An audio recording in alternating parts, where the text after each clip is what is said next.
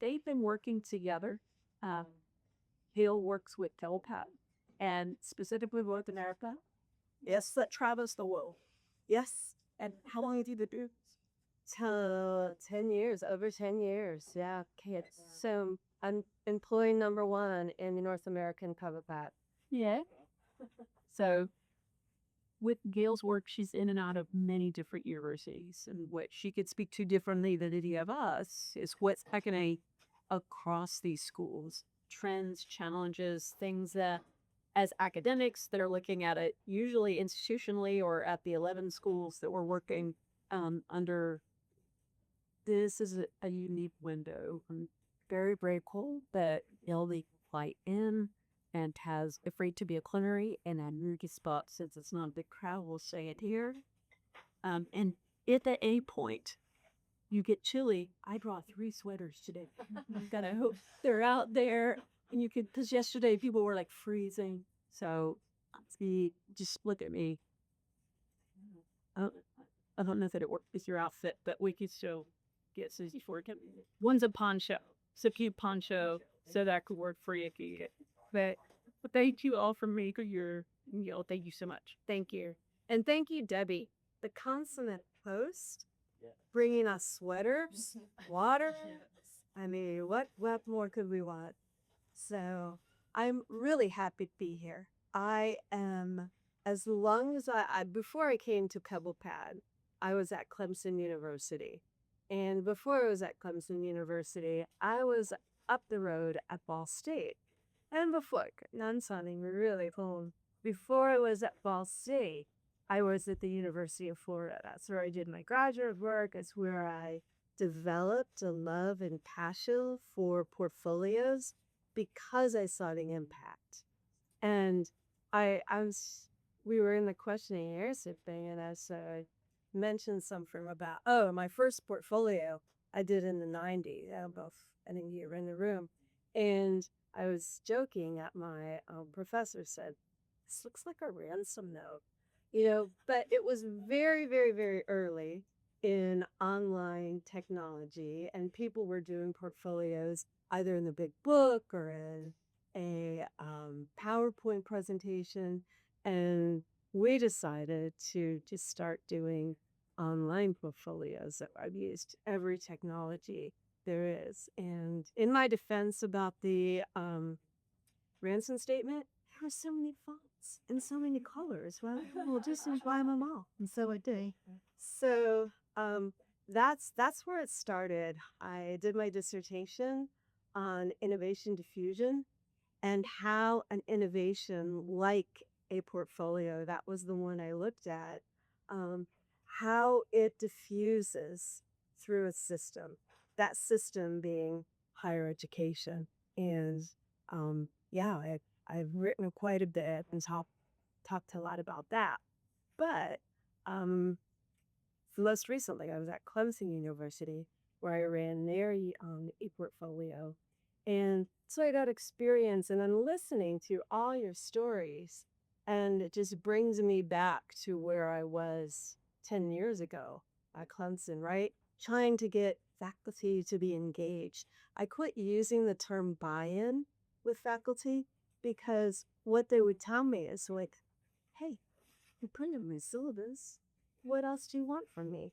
Like, well, I want some engagement. I want you to really do something with this thing. That is a requirement for all students. So I left Clemson, came to PebblePad because over these many years that I've been doing portfolios, I felt like we needed a system that really supported student learning, right? A system that empowered students to go out and tell their story and, showcase what they know, reflect on what they know and how they know it. And then I thought, we've got this great data. We've got these beautiful portfolios. You guys are sitting on 1,400 examples of this wonderful learning place that we should be also doing some assessment on it, right? I mean, why just let it language over here. And that was unique. People, I mean, do you remember Helen Merritt? Yeah, she is called the grandmother of e-portfolios. She was around when I started, and she talked about assessing portfolios or assessment as the bastardization of portfolios. Yeah, and she and I would have some, yeah, very kind of strong arguments. Like, I felt very strongly that you need to do something with that data. It really informs what we do. We see actual evidence that can help us get that. So there was no software that had a foot firmly situated in both of these camps, assessment and empowering student learners. And then I met PebblePad. And it's like, yes, yes, yes, this is what I've been waiting for 100 years. So I made the switch from teaching in Clemson and running portfolios because it's kind of burned me down. So now I work with universities like Ohio State and like Pacific universities that really want to do this great student-centered work. So that's just a little bit about in the background. But today, I want to talk about how can we know what students actually learned and what they can do in the age of AI. And I've got, as Debbie said, I've got some examples we can talk about, what I'm seeing around the world, which is not dissimilar from what you all are experiencing. But since it's such a nice casual group, since I'm sitting down, just having a chat, just stop me, ask questions or share ideas or do whatever you like today. So we've already done introductions. We're going to talk a little bit about, AI. That's new. That's the newest version of AI. We're going to talk a little bit about evidence, probably a lot about evidence. And we're going to look at evidence from around the world. And we're going to talk about the importance of reflection. But we've been talking so much about the importance of reflection, and this is a very reflective group, that I'm not sure I need to talk a lot about the importance of reflection. I am essentially preaching to the choir here. So that's good. But what we all know, is AI has changed the higher education landscape, right?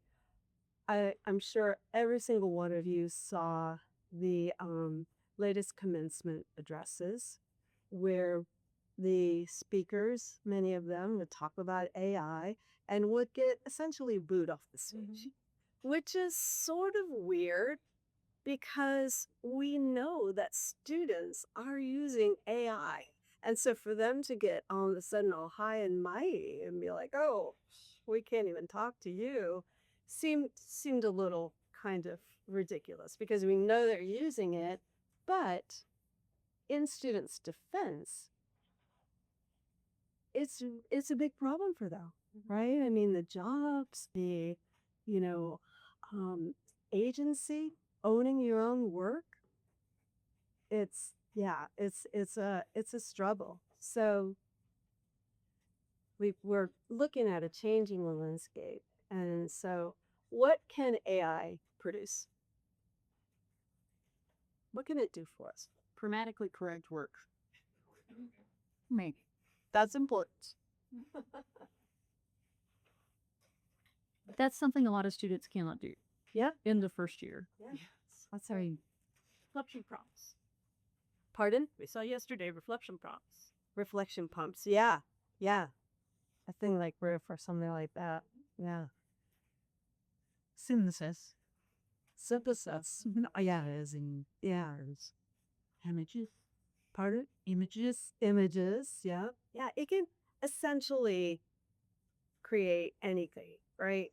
It can create essays, reports, and that's a bit of a problem. When you get to the due date, you might, be inclined to. But one thing it can't do is it can't tell a good joke. So it's not perfect. It can't do everything, but it can do a lot. So we need to kind of make use of it. So our challenge, I believe this very, very, very strongly. And I'm really resisting kind of skipping ahead and asking me right now what you think about AI and if you use AI and how you use AI. But that's a slide later on. So I'm not gonna ask that right now. But I think our challenge as educators is in not just focusing on detecting and policing AI. I think it's incumbent on all of us as educators to understand the tools that are out there, to use the tools, whether we like it or not. I think we have to be aware of what our students are doing, what they're facing, and model it. Model good AI. I'll be honest, I used AI in this presentation, right? Because I just wanted to get back into it and, see what works, what didn't work. And I think the things that we know about AI is that it tends to be very complimentary, right? Oh, that's a lovely question, Gail. But, and that makes you feel good. It's like, oh, good, I'm on the right track. This AI really likes my work. Although AI was like, whoa, this makes no sense to me. You got to work on this. I was like, okay, you're supposed to be nicer, AI. You're not nice right now.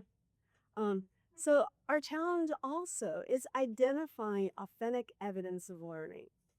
And what we talked about for the last day and this morning, that is not easy. That's not a trivial thing to do. It takes time. It takes really digging in deeply and looking at it. When I was at Clemson, I looked at every year he had 12,000 undergraduates. And so every year I would look at all the student portfolios and I would read I had a team that did it with me, but we would read every one. And my neighbors, little kids used to come over and play. And the mom would be like, if Miss Gail's garage door is down, she's reading portfolios. You sleep. So it takes a lot of work. It takes a lot of time. It takes a lot of energy. But I think a better question that we can ask is what evidence demonstrates learning? So to you, what evidence demonstrates learning? What would be good evidence?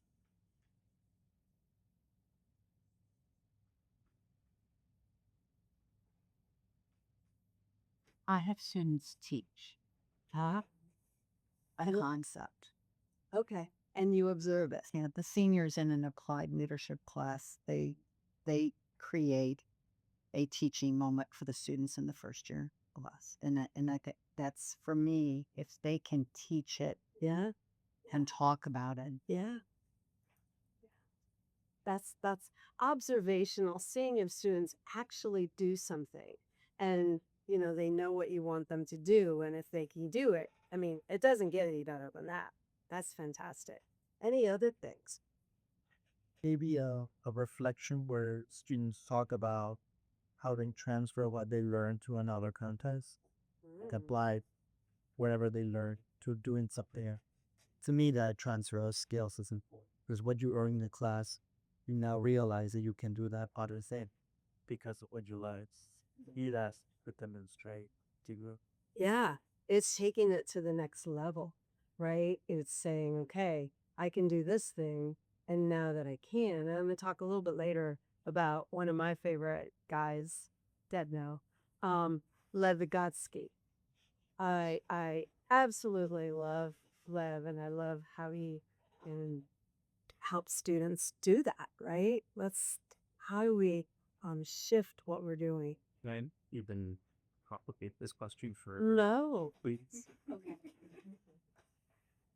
One of the things that I've been wrestling with in thinking about this question over the last year or so is what do you mean by learning?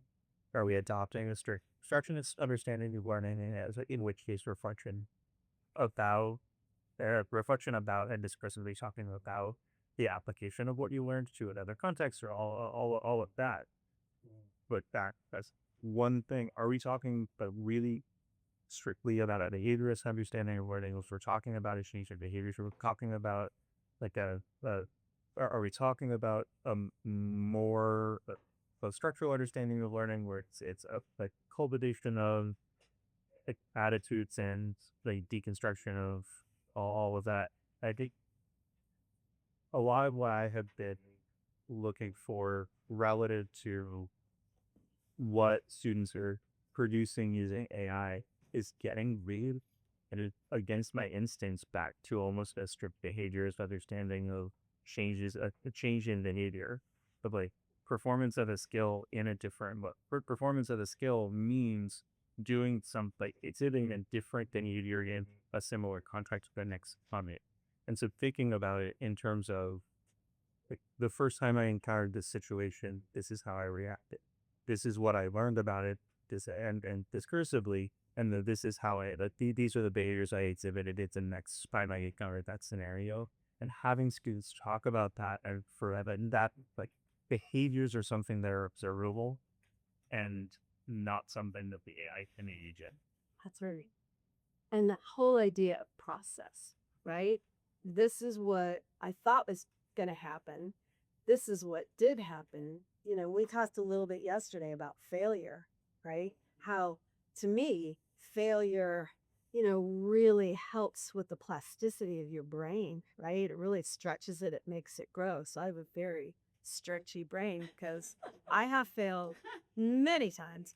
But yeah, so that idea of process, that idea of showing what you know and what you can do, making connections across. Can I piggyback off of that? Yeah. So looking at like Culp's theory and then your basic what, so what, now what. I've gone to various iterations with interns and really looking at that behavioral, like what's next. I made an error and I didn't realize I made the error till I explained Culp's evil cycle. And then that just goes right on into AI. And then you're getting the all of that through AI's lens, as evidenced by this matters to me because you're like, oh, Yeah. So, I mean, I use AI. I appreciate it for synthesizing things, but it's just like, oof, takes the affect away. And I really just want to know how they're doing on their internship site. So, anyhow, there's no exact answer, and I don't expect to have an answer, but I do the AI in the reflection and just putting. So I changed it this past semester is just to say what, so what, now what, and didn't even say Colb. I didn't mention the word, so they couldn't plug that in. But I'm still getting just primarily AI reflections, which is a bit soul sucking because I tell them I do not care if the grammar is correct. Really, just Yeah. sorry. So speaking of soul sucking, right? I mean, just so that I can, because it's very important to me to know that they're safe and fine on the site, right? And just to really get that authentic. So anyhow, I don't really have an answer, but just to throw that out there and how I asked and outlined Cole because I thought this was fantastic stuff to let them know why. Yeah. And then I subsequently removed that information and just to see if I could simplify it so it wouldn't affect the prompt, but I still seem to be getting that kind. That's really interesting. I mean, because we know prompts matter, right? The better your prompts, the better your conversation, even with your students, right? The better the prompts you give them for reflection, the better their reflections are going to be. So, yeah, I hadn't encountered that on AI where it just gets kind of hung up. It's a way. as far as learning, I obsess about myself all the time. I said that makes me the lyric of yours. So as I'm driving in this morning, I'm like, here's an idea. Like, so I think for so long schools track knowledge, like fill in the test, fill in the blank, and that's not for sticky. But sometimes we ask for a passage response, and that usually implies some kind of understanding. But and then in labs, with Daniel, you help students who there's a working knowledge where they're doing it, right? But I think that's different than being able to replicate it in another environment. So outside of that, I can go into a different laboratory. I could go into a different space and replicate that experience, transfer of learning kinds of things. And then there's this thing that can happen at the next level is innovate. And this rarely happens with my students. But like it does. So and it's really fabulous. But I know my students are learning when I can get them to obsess about this stupid stuff. Not much, but like I'm wanting them to notice billboards and language and communication strategies. And when they come in and like, I saw a magazine at Kroger, or look at my bottle. I know that it's doing this, and my eyes are tracking this way because the like Shazai. I'm like, they're learning. Yeah. And a lot of times that's not in any powers. And it's coming out in class discussions. It's coming out in the hallway. And so, but the challenge is then so many teaching opportunities aren't in person. So is that happening online? Is that happening? I don't know. But there's these seeds that students get it, and they often get it wrong. So like peer elbows, ranking, evaluating, liking speaks to that, and it's a little cringe. But at the same time, they're learning, and so it's sometimes it's not even an official document that really demonstrates where it, but you can see and see the seeds kind of start you to. I like that really surfacing the social process that like learning is not learning is fundamentally like driven through social processes. And I ended up into another portion of my life teach academic rank for graduate students, and the thing that I try to drive home for that is that it may seem like reading the literature from other scholars is a solitary activity, and writing your own work is a solitary activity. Forget that. It's not solitary. You're just it's social with some spatial and temporal disciplines. As you are engaged in a social activity when you are reading and responding to and writing and getting like submitting for peer review, responding to your peer reviewers, publishing. Writing and academic writing is strongest when the audience who will read your paper is it in there arguing with you in your own as you're writing it. So This be like you do all this kind of stuff. They tuck that in. Oh, I'm sorry. I may make you quick. I just thinking about this initial question. I taught the key sociology, I think, 103 times, really. And on the first day of class, I asked students, what's your name, what you want to be called, and what's your major, and who's your favorite musical artist.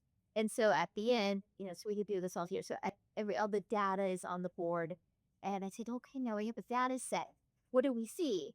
What patterns, sociology, what patterns do you pick? That's the thing. And on day one, there's no patterns, right? Of course, to me, as I'm writing them, I know the pattern. I know what you see. And so they're all like, for example, like 99% of the artists are men on the board. They don't see it, right? It's all invisible.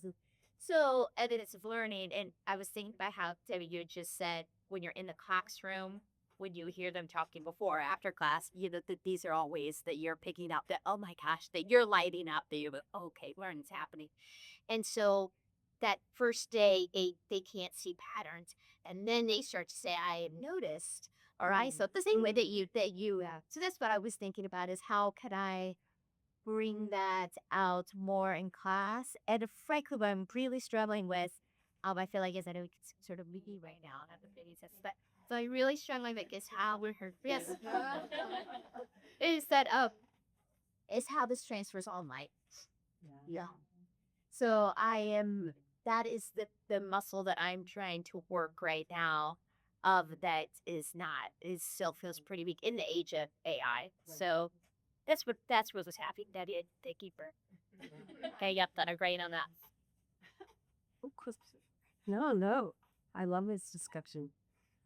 So here I have a couple examples. This is a lab report, right? So, and it's a lab report portfolio. So if the students walk through their process, the stages of this experiment and the outcome of that experiment. You know, when you're looking at process, and that's the beautiful thing I think about portfolios is portfolios show us, hopefully, a timeline of work and how the students have improved, how the students have made mistakes. Simulations, you know, a lot of schools that I work with have simulation labs. This is in, health sciences.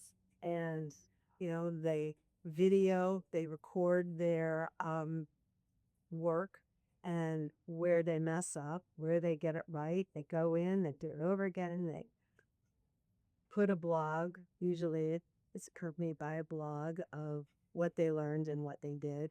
And then their preceptor just opens up the video and he takes a look at it. But they see actual in process work. And this is what I did. You can see me do it. And of course, I'm a huge firm believer in portfolios, and portfolios look so and act so differently. Cosper, right? They don't really look differently around the world, but every portfolio has its own unique story. Oh, this is one of my favorites moments with an owl. Some person had an owl that was showing up at their window, and then suddenly just got very, very into owls. So, authentic learning asks some questions. Can students apply knowledge, right? Can they show me a time when you did this? I want to see you apply something. Can they solve real world problems, right? And that's not a one and done thing. This takes some time to go out there. I work with schools that, students have people that they actually work for, that they come to them with a problem and they, figure it out. One example was in Canada. This woman had arthritis. I can really relate to that right now, and couldn't make the gas pump work. Right, just didn't have the strength in her hand to pump the gas, and so this group of students created a device that helped with that. Right, so really solving a very important real world. I mean, that's great learning. Can they learn? Can they explain their thinking? And this idea of authentic evidence should answer these questions. Here's a time when. So talked a little bit about that. So I've been doing this long enough that when I started with portfolios, everybody loved them. They were huge. We got big grants from the board. We had it education. We got big grants from the Department of Education. We went to conferences all about portfolios, and then portfolios kind of lost their favor. It became almost a verboten word on some campuses. But now we're seeing, at PebblePad, and we're seeing this worldwide. People are coming to us. We just want portfolios. We want you to help us, implement portfolios university-wide. We want to be able to assess them. We want to do more portfolios. So it's making a shift. Why is it making a shift? Well, AI, I think, is helping us a lot because, it does show process. It shows, what students are doing. Whereas one single artifact, to me, is just a snapshot in time. It doesn't really show a lot but what a student can do. Think about a test, right? You take a test, you answer the questions, you leave the room, and you've forgotten probably a lot. At least I've forgotten a lot that was on the test. So a portfolio becomes, I think, a moving picture, right? It's something that evolves over time. And it really depends on your audience. Portfolios support reflection more and more. Everywhere I hear we want our students to be more reflective. reflection is really important for us. Back in the early days of portfolios, it's like, oh no. I remember my first presentation that I ever did, I talked about, how do my students become more reflective? And a professor walked up to me and she said, you can't teach reflection. Really? It's like, so that is in my life's work, is to create a run. And wish I knew who she was, because I would go back to her and say, and then do it. It captures the learning journey. It supports one thing that we didn't talk a lot about in the last day is folio thinking. You haven't talked. What's folio thinking? You guys are you familiar with folio thinking? Well, have a text whiteboard. So folio thinking, that was came about from Helen Chen. Helen Chen, if you don't know Helen Chen, you should get to know Helen Chen. Helen Chen is a course of nature. She's at Stanford, and she came up with this concept. I think it was in the 90s, 80s, around 2000. But folio thinking provides structured opportunities for students to create learning portfolios, right? That idea of over time, and reflect on experiences. It enables students to integrate synthesize learning, enhance self-understanding, make deliberate choices in their learning career, and develop an intellectual identity. And also, I think one of the most important things is it gives students the ability to tell their stories intelligently and concisely, right? I hear a lot, because I go to a lot of conferences. I hear a lot and I hear from politicians, I hear from parents, and maybe that's a purpose too. We've got a skills problem in higher education. Our students are paying a lot of money, which is true. It's very expensive. They're paying a lot of money, and they're coming out. They don't know anything. What's going on? Students, do you guys hear that? I mean, it's ridiculous. And that's not the problem. The problem isn't that our students aren't learning anything. And I think, Charity, you said this morning, is that we're all in this together, right? We all have the goal of making the world a better place, helping students learn, and that's why we're here. So we know they're learning because we're all very committed to it. The problem is that students can't really articulate what they know and how they know it, right? So it's not that we have a skills problem, but we have an articulation problem. So I think we need to do a better job, and I think we do a better job through things like portfolios, right? That, give students the opportunity to practice and rehearse their stories and to build their stories and to talk about these stories with others. I don't think a portfolio is a portfolio unless it includes conversation. I think we get better before we have conversation. So a portfolio done well, this, is coming from Koo and AAC&U's work of George Koo, who came up with, and with others, high impact practices. And it took a long time for him to say, okay, well, hey, Terry Rhodes, I will succumb to you.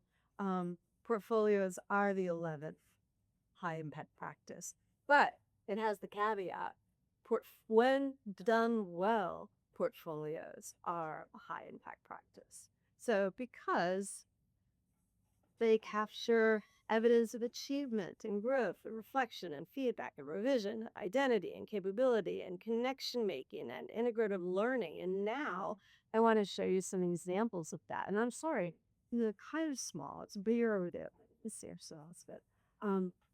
So Michigan Tech, this is a Central Ed portfolio. And this is, I talked to Maria, who is the Associate Dean of General Education. I talked to her and I said, what are you guys, why are you doing portfolios? Why are you, what is your think it's this happened on the way here. And the reason that they're doing this work, this hard work, is to help students make connections, as you were saying. That's so important. That's such great evidence of learning. When you can make a connection, integrative learning is huge. So they did this really cool thing. They have what's called essential ed. Essential ed is general education. So general education, they got like, that sounds too remedial, and I hear this a lot, right? That's too remedial. We need to change the name. So they made it essential ed, where they have these essential abilities that they demonstrate. They're basically gen ed abilities, but they call them essential abilities, and they work through over the couple years. They come back to this portfolio and they add evidence. Okay, this semester I want to grow this essential ability, and these are all the essential abilities. And this is an essential ability that I'm struggling with. So over time, they have this collection of evidence, these things where they're growing their competencies through this portfolio. And then at the end, they talk about when they learned through challenges, what areas do they still need to work on, and what the collections are. They're collections of evidence. We see a lot of portfolios that, and audience is a huge thing, right? So your audience is going to change depending on the type of portfolio. One thing that I talk about a lot is the stages of portfolio. And this is where Vygotsky comes in, right? Vygotsky tells us that, there are certain things that you can't do on your own. And we all are like that. Like right now, I can't do my plumbing at my house. I have to call a professional. There are some things with my plumbing that I can do, like not very well though. But you do that, the little plungy thing that goes in. I can sort of change that out, but it's always kind of the wrong size. So that's problematic for me. So plumbing is not a good thing. But when it comes to baking chocolate chip cookies, 'cause I do that a lot, I can do that with no help, right? I'm great at baking a yummy chocolate chip cookie. So these are the stages, right? So what I'm showing you right now is this is stage one. Stage one is that novice stage. This is, I don't know anything about early childhood education. I'm learning through this portfolio, this templated portfolio that asks me questions. It has these, important prompts that I, supply evidence of learning to over time. Here's another kinesiology portfolio. This is from the University of Waterloo. They through 418, they walk through every single week. They have their assignments for the week, and I can click into it, but I'm talking too much, so I'm kind of running out of time. But what I'm going to do when I share this presentation, I'm going to give you links. Not everything I have is live because I don't have permission from things for everything. But this one is live, and it's quite a beautiful kinesiology workbook. So this is my most favorite thing in the whole world. How many of you have heard of SLICS? Two people that know me have heard SLICS. I wonder why. So SLICS stand for student-led, individually created courses. So, and these originated from the University of Waterloo. So at the University of Waterloo, students can come to their advisor with an idea. Hey, I want to study X, Y, or Z. I want to study this thing. And so it's kind of like an independent study, right? It sounds a lot like an independent study. So they have a no, I don't. But I do have some links to help put to this. but they get the shell of a portfolio, right? This portfolio template, and it's got learning outcomes in it. But what the student has to do is they have to rewrite the learning outcomes so they apply to the work that they want to study and the work that they want to do. So they're co-owners, co-partners of this learning opportunity with their professor. And they do weekly reflection blogs. So they have these blogs that reflect on, what they're doing that week, what they're learning, how they're progressing, right? That progress mode through the thing. And then the midterm, they have a midterm report that they present to their professor. And the professor gives them feedback. So feedback is a very crucial part of this. And then at the end, they have another report that they submit. But the slicks have become so popular. They're used. Every student at the University of Edinburgh can do a slick, and there will be a professor to work with them on these slicks. And the students, some of the things they say is, this is the hardest thing that I've ever done, but I've really stretched my brain here. I didn't think I could do it, but I did it, and I'm so proud. This is, one of the most proudest moments. And so not only is it at the University of Waterloo, at the University of Edinburgh, but it's also been taken to the University of Waterloo. There are universities in Australia that are using it. So here's an example from the University of Waterloo. And these can be individual projects, or they can be group projects. This one is an individual project, and it's for a research-based internship. So the students have this internship, and they're conducting research. So, this is just one page of this workbook. But this to me is my favorite thing. So this is the end of term summary where the students have to say, here are some examples of my inspired insights. These are the things that I learned. These are the things that I'm so proud of. And what's down here? I've had also, while I've had inspired insights, I've also had some magnificent failures. It can all relate to my wins and failures. So, but what I love about it is they take those failures and they flip it on its head and say, you know what? I failed magnificently, but this is what I learned, and this is how I righted the ship. So, again, really wonderful evidence of learning.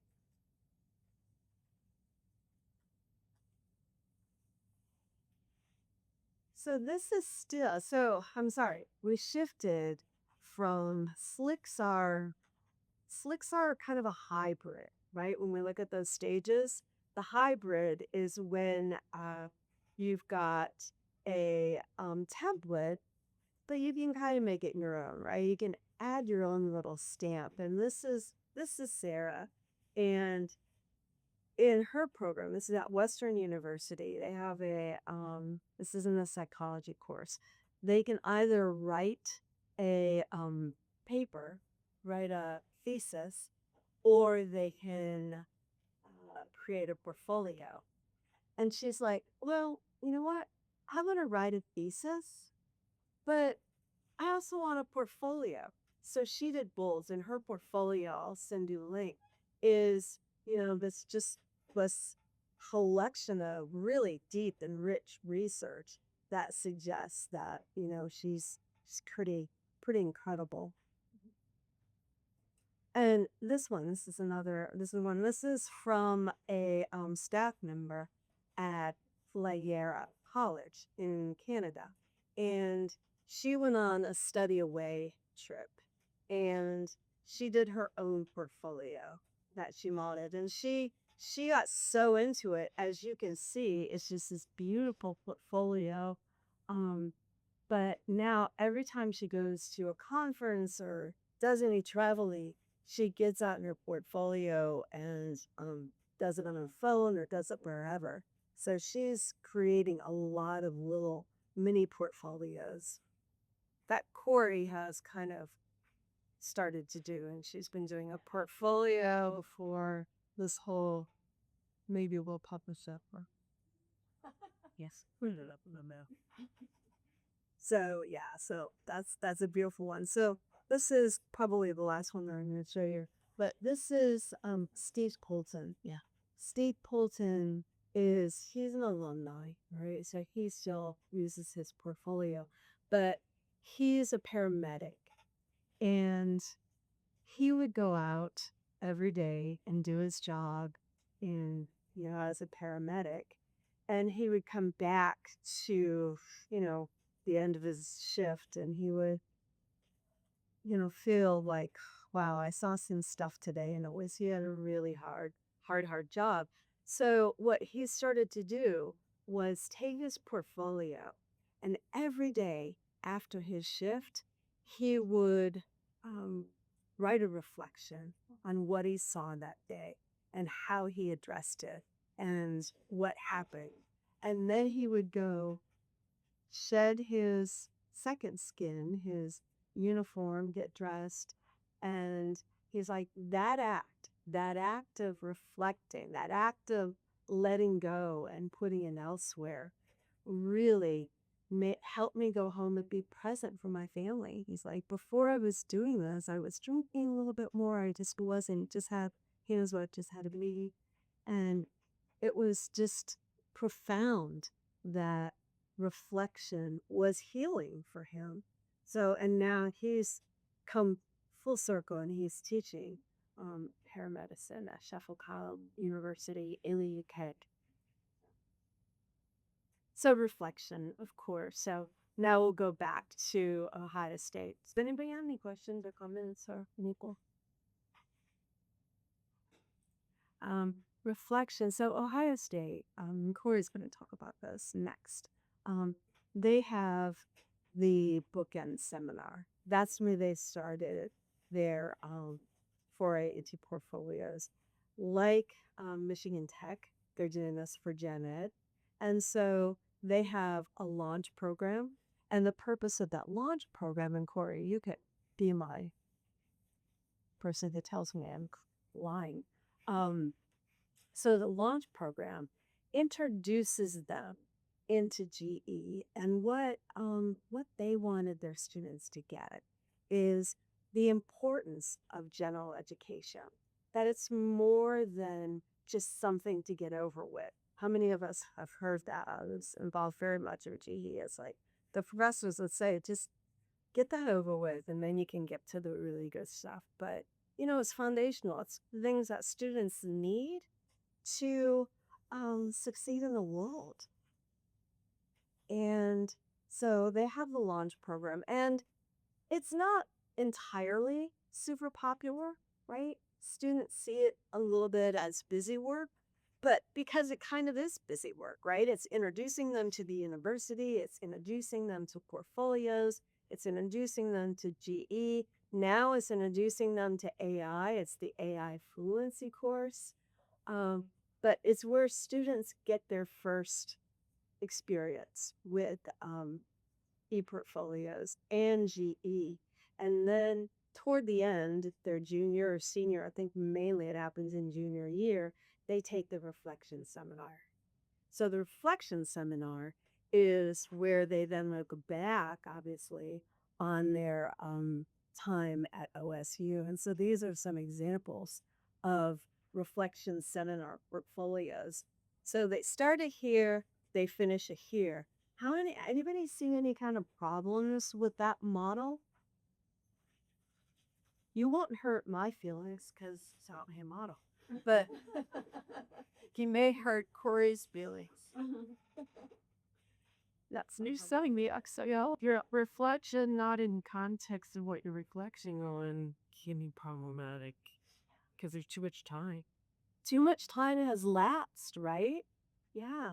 I mean, we tried the same thing at Clemson. We're like, okay, start your portfolio now.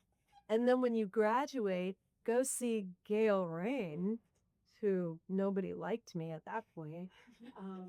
Go see her and she will let you graduate. And they're like, who's this Gail Ring character? She's not my engineering professor. She doesn't know anything. So well, that starting here and then showing up again. Hey, remember us? We want you. I mean, they're getting some beautiful portfolios, but we need to fill in the middle bits, right? I call that the messy middle. You gotta have some more things, and more they're getting things in the middle. So reflection is crucial. I definitely want to leave you with these quotes because I think they're just lovely. So one of my colleagues, Melissa Peary, she thinks about reflection as compost in our heart, things that help us grow, right? The more we reflect, the more we grow, the more we expand our line, the more we'll know. Kent Reynolds at the last Able was it in Providence? It's in Providence, yeah. So at the last Able, or maybe it was in Canada. She calls it fairy dust, right? It just sprinkles a little magic on everything and it helps everything. I always thought of it as this connective tissue, right? It's something that breathes life into what we do, something that makes connections in and across that landscape. And back to this collection of evidence that really tells a story, right? I think of it as this moving picture. It's courses and projects and feedback. Again, feedback is so essential. Reflections, work experience, AI supported tasks, businesses whole myriad of things. The portfolio connects these scenes into a story. So thank you. Ready? This is great.